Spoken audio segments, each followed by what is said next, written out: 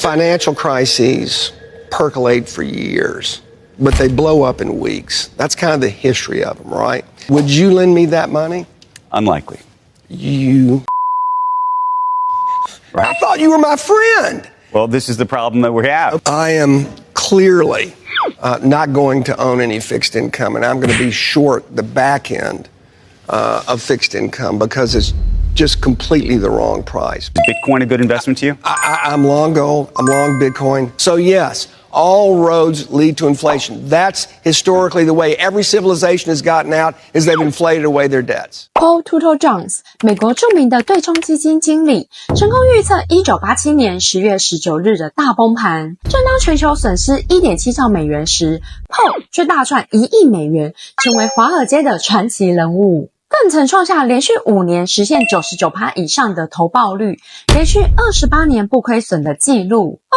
2024年富比士富豪排行榜中 Paul 名列第317名，净资产达81亿美元。上周接受 CNBC 专访时，警告美国政府的财政赤字很严重，可能很快就会破产。正当台湾人疯买美国债券时，为什么 Paul 却表示现在他绝不会投资债券，甚至计划做空美国债券？正当台湾政府不情愿开放比特币 ETF 时，为什么 Paul 却表示非常看好比特币，长期做多？思维的差距就是财富的差距。今天就让我们跟着亿万富翁 Paul 的脚步，了解他的思维，帮自己增加财富。嗨，我是 Emma， 带你在币圈趋势中打造属于自己的被动收入。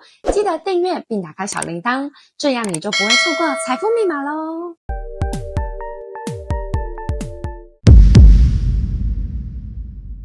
And I think everyone is trying to make sense of this market and where things are headed and where things are going, and maybe, depending on who you think is going to win the presidency, how that's going to impact this. So where are we?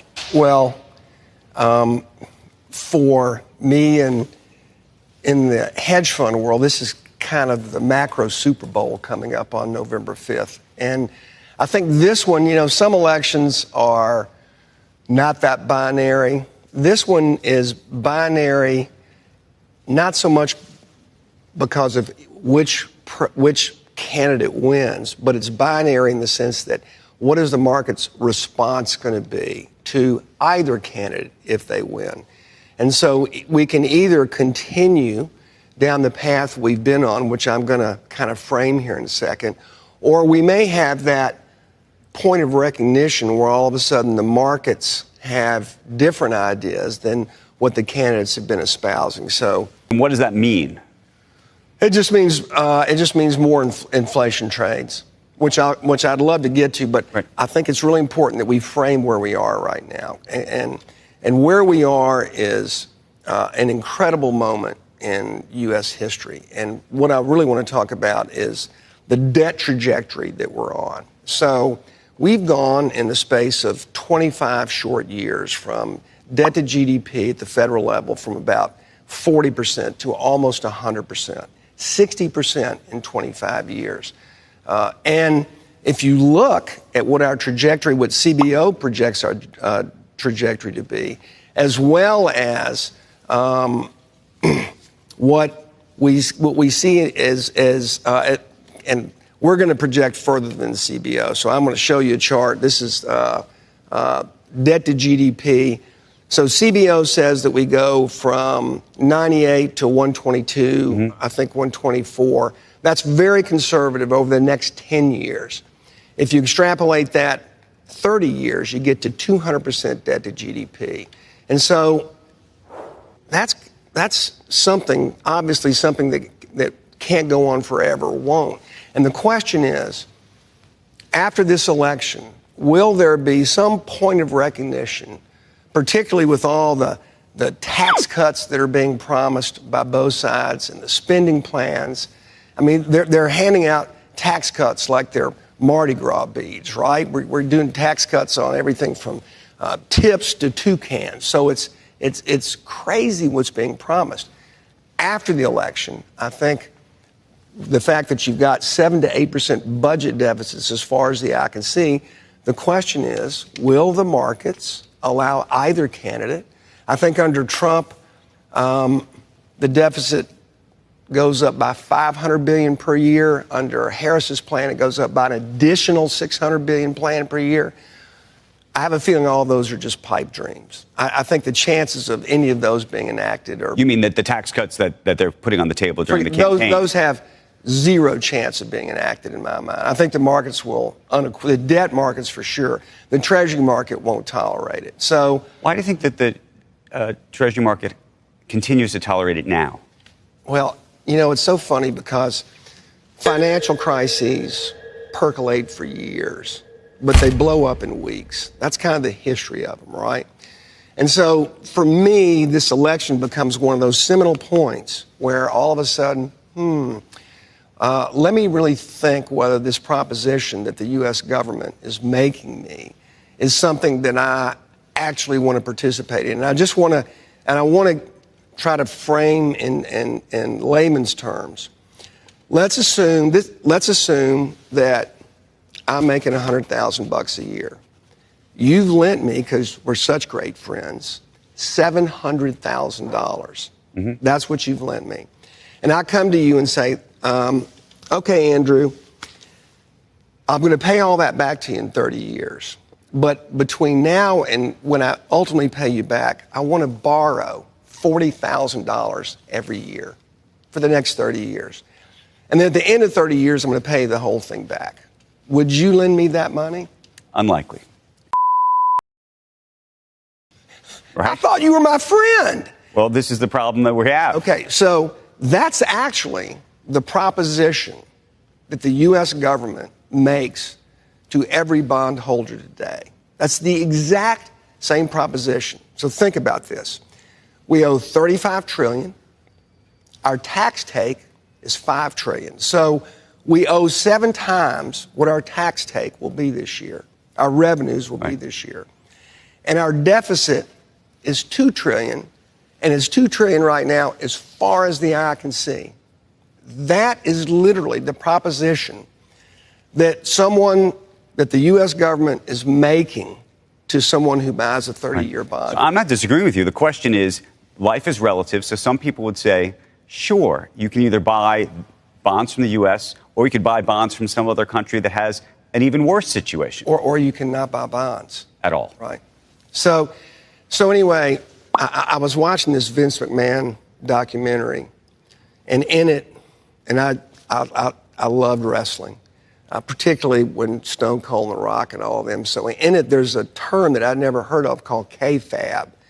And in wrestling parlance, that represents the unspoken, unwritten, tacit agreement between the wrestlers and the fans about the illusion that's going on in the ring, the suspension of disbelief that what's going on in the ring is actually, we know it's scripted and we know it's a performance, but they ask us to think it's genuine and real. And so that's what you think this is? Yeah, we're in an economic kayfabe right now. And it's not just the United States, we're in it in the UK, in France, Greece, Italy, Japan being the biggest of all.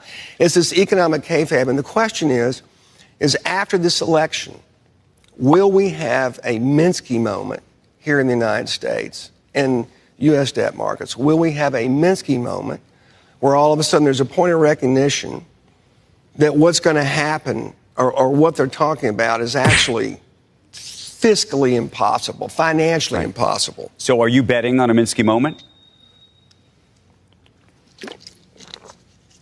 I am clearly not going to own any fixed income, and I'm going to be short the back end of fixed income because it's just completely the wrong price. 所谓明斯基时刻，是指在经济看似繁荣且稳定成长时，实际上可能会发生经济崩盘的时刻，超级矛盾的，对吧？但从成功预测2次金融危机的 Paul 口中说出，我只感受到一阵寒风。毕竟我们都明白，政治人物的政见只适用在选举前，选上之后是否能履行政见，现实情况是否允许，这一切都很难说。那我们小资族该怎么应对呢？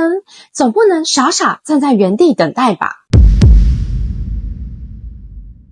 Let's talk about taxes, though. Okay. Because that's how the money is going to get raised. Correct. One way or the other. Correct. I think we have a screen, if we could, that puts up a little bit of a menu here. Yes. Of, I don't know if it's options. Actually, they may not be options at all. There are plenty of options. There are plenty of options. But there's not many ways to get where you need to go unless you start to do some of these things. Correct. Maybe. So the question is, of what's on the screen, you can let the tax cuts expire. That gets you can I just say this? Yep. You have to let the tax cuts expire. You have to. You have to let those expire. That's $390 billion. We're going to have, again, we're gonna be broke really quickly unless we get serious about dealing with our spending issues, and unless we can either. I don't know if we'll be able to cut spending that much. 60% of our spending are transfer payments. But if you think we're going broke, and you think Trump is going to be the president, he's not going to let those tax cuts expire if he can avoid it. The thing he does not want the corporate tax rate to go to 25%, as you're suggesting it'll have to. He's suggesting it should go to 15%. I'm saying that just to get us to the point where we stabilize debt to GDP at where it is right now, here's what you need to do. You need to let the Trump tax cuts expire. That's $390 billion. You need to raise the payroll tax on every single working person, 1%. That's another big slug. You need to... What do you think that does to jobs? We're clearly going to have a period of contraction, which hopefully, that's why I was going to say, it's going to be really important for the Fed to be able to offset the fiscal contraction area that's going to come. Then you want to increase the individual tax rate all the way to the top rate of close to 50%. No, hold it. Yep. I don't want to do any of this stuff. What I'm telling you is that we've got to be serious about where we are fiscally. And so I'm giving you, there's a whole set of options, right? We could go in and cut 25% of the federal workforce. Some people may do that. There's a website where you can go look and play with all the options. You can raise the capital gains rate from 21 to 28%. That only gets you $10 billion a year. It actually doesn't get you what you need. So I'm simply showing some of the things that you can do. Yes, you'd have to raise the tax rate on the top, I think probably everyone over 200 grand, probably have to raise that to 49.5%. If you do all these things, raise the Social Security from 65 to 70. If you do all these things, means test, Medicare, if you do all these things, all you do is you get to a primary balance. What that means is you stabilize debt to GDP. You're still actually increasing your debt.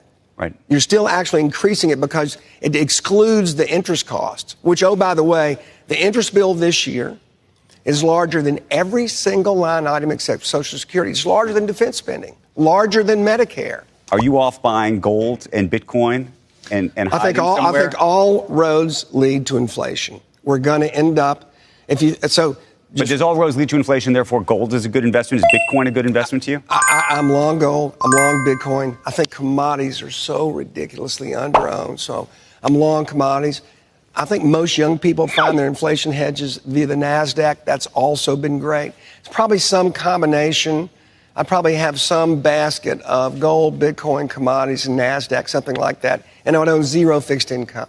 这对政治人物来说真的很两难，提高税金才能增加政府财政收入，但一定会引起人民不满，下次可能选不上。而我觉得最无辜的就是我们小资族，既没有权利决定这一切，又被迫参与这场资本主义的游戏。努力工作却要缴更高的税，努力存钱，美元却一直贬值，只能不断寻找更好的投资标的。感谢出现了比特币，提供给我们更好的机会，总量有上限，不用担心美国政府疯狂印钞导致货币贬值，并且2020年 Paul 公开支持比特币时，价格还不到1万元，2024年价格已经超过7万元，上涨超过7倍。这5年，你的薪资有上涨超过7倍吗 ？No。美元有上涨超过7倍吗 ？No。思维的差距就是财富的差距。即便我们无法回到2020年，但现在还可以把握比特币的机会。如果你想要跟上时代的红利，我准备一份比特币懒人包，非常适合你。总结我过去3年在比特币投资中的成功与失败经验，分享了正确的投资心态和实用步骤。你可以在资讯栏的第2条链接中找到。目前已有超过500人领取，早早享受到了投资的回报。只要花3分钟看完，3个月内领满满的荷包，会非常感谢现在的自己。If I had my cash, it'd be very short term. The playbook to get out of this, you see it in Japan right now.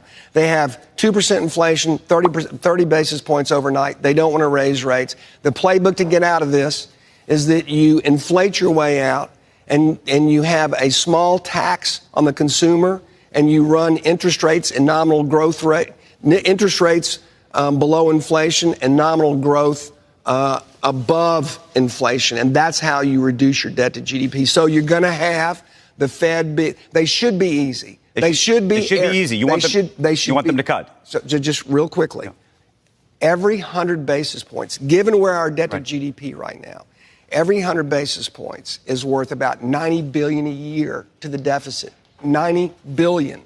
So yes, if we're trying to stabilize debt to GDP, we want to run the most dovish monetary policy that we can without letting inflation become too much of a tax on the citizenry. So yes, all roads lead to inflation. That's historically the way every civilization has gotten out, is they've inflated away their debts. 听到这里我真的超不爽，虽然美国政府有庞大的债务，但最后却是让全球人民买单。举个例子来说，假设 A 国有1000亿美元的债务，他们将银行利率设在 1%， 而通货膨胀的速度是 3%， 代表借钱的成本低于物价上涨的速度，所以政府还款的负担就变得更轻。如果 A 国的经济增长率是 5%， 代表经济成长的速度快于物价上涨的速度。长期来看，可以帮助政府用经济的增长来减少债务的比例。这也就是 Paul 说的，透过通货膨胀来解决债务问题。这样一来，虽然政府表面上债务的金额是固定的，但通货膨胀会让货币的实际价值下降。例如，现在的1美元在未来只值 0.5 美元，更像将债务成本分散到全民身上。最可悲的是，我们也没有什么抵抗能力。唯一能做的就是找寻更好的投资标的，保护努力工作才有的薪水。所以我在2021年进入币圈，尝试各种投资策略，炒币、合约、DeFi、GameFi、NFT、空投等等。当时很幸运，跟上趋势，资产翻了几倍，暴富到8位数，完全超过一开始的投资目标，真开心。没想到币圈一天，人间10年，很快的遇到大暴跌，当时又不懂及时止损，资产面临 90% 的亏损，超崩溃。多年的存款一下就没了，这几年都做白工了，唉。但我不服输，持续学习和尝试后，终于找到一个投资策略，年化报酬率远高于股票和债券，风险却远低于合约和 NFT， 成功保护薪水，那就是放贷。透过提供资金给交易员赚取稳定的利息，不仅可以让我们在币圈投资的波动降低，却能同时享受因为加密货币高波动所带来的稳定利息，是我投资币圈4年来唯一持续获利的方式，更成功帮助我在2022年裸辞，重新拿回自由的生活。我准备了一个45分钟的影片，分享自己是如何从币圈的高波动压力下，最后成功打造一份稳定安心的被动收入。你可以在资讯栏的第1条链接中找到，并且限时免费加送投资比特币胜率 99% 的秘密，相信一定能帮助你投资币圈更顺利。最开心的是，不只有我从中获利，来自台湾、杜拜、香港各地的同学们也都成功透过币圈放贷获利，实现躺平赚钱的目标。下一位幸运儿是你吗？你好，幸运儿。你觉得美国会破产吗？债券和比特币投资哪个更好呢？1. 债券 2. 比特币，为什么呢？欢迎在底下留言分享你的看法。我是 Emma， 还会继续分享关于币圈投资被动收入的经验，记得按赞、订阅、开启旁边的小铃铛，并打开全部，还有 follow 我的 IG 哦，那你就不会错过这些知识了。我们下周见，拜拜。